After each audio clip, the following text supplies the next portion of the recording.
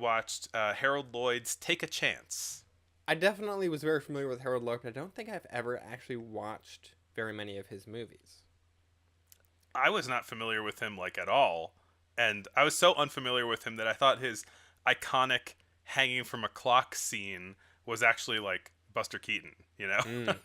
Yeah, it is sort of. I think until you really kind of get into it, I think a lot of these kind of silent film comedy stars can blend together a little bit. They're all wearing their straw butter hats and you know jumping trains and hanging off clocks and things. Yeah. Um, and I definitely have kind of suffered a bit from the I guess just sort of narrow view of this entire like time period and subgenre of movies. So I hadn't seen a lot of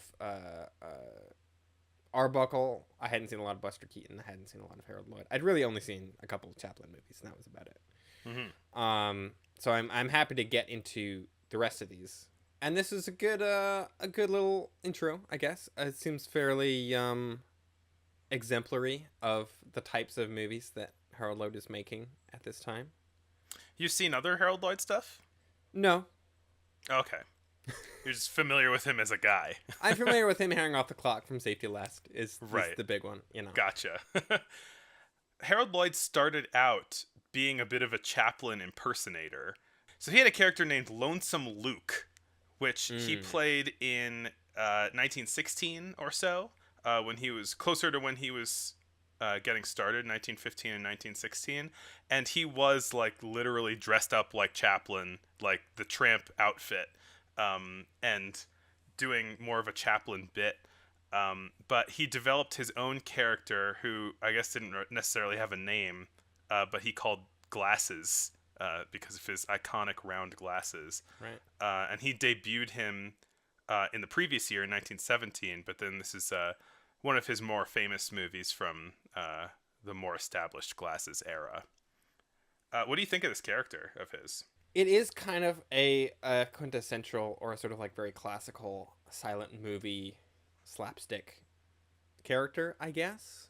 I do kind of feel like having watched, some other silent comedies from the last couple years, Take a Chance has a sort of madcap energy that is, I think certainly compared to what Chaplin has been doing, sort of sticks out in that regard. It has a bit more of a focus on kind of like outrageous stunts and wild gags, as opposed to the sort of like complex choreography and like pathos of the last couple Chaplin movies.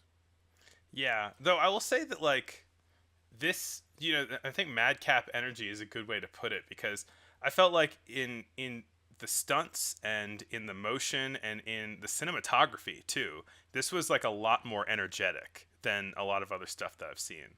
It's like less of a static camera situation. It's more speed ramping.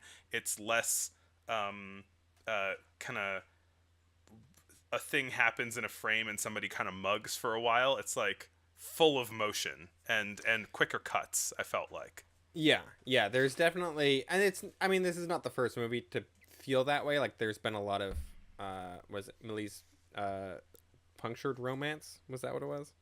Yeah. That had a very strong sort of like madcap energy. I think a lot of the Arbuckle shorts have a kind of a similar energy to this also. But it's interesting to see sort of the different approaches that that the different kind of silent film comedy people are taking, and how they're all coming from a very similar place, but they're all starting to kind of find their lane a bit, which is interesting to see play out as we go along. Yeah.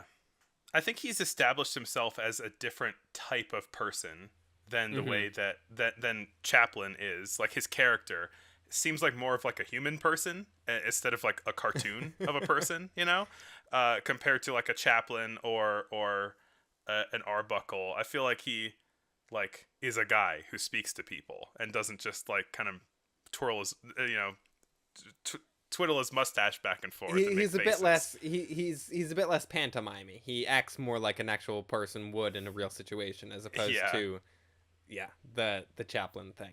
It is kind of funny to think about that the like glasses character and the glasses look and like his hair and things like that are when he did that it was just like I'm just gonna wear glasses, but now it's like oh it's like an iconic look, you know. Yeah. It's sort of like the Tramp also. He's like, yeah, he just wore a hat and big shoes. It's like not, you know, he just like came up with it one day. It's like I don't know how much thought they were necessarily putting into these sort of these like looks that they were establishing that they would kind of carry on with for the rest of their careers, pretty much.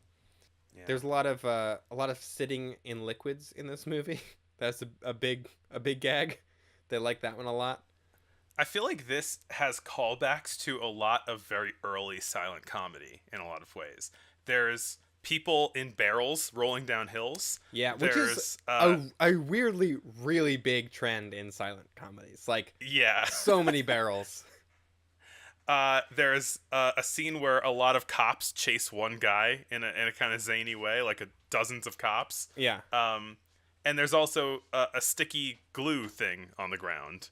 Yeah. Which are all just Elise Guy Blanchet late 1890s, you know? Pretty much, yeah. Yeah, it's true. I think all of those are in Elise Guy Blanchet movies, especially the barrels. I can't even describe the plot. It's like a lot of stuff happens. It's not. It's like these movies do not even have plots in the traditional sense. They are very much just like a bunch of things happen. Yeah. And this one especially, like this one is, I think, even more plotless than a lot of the other ones. That we've been watching.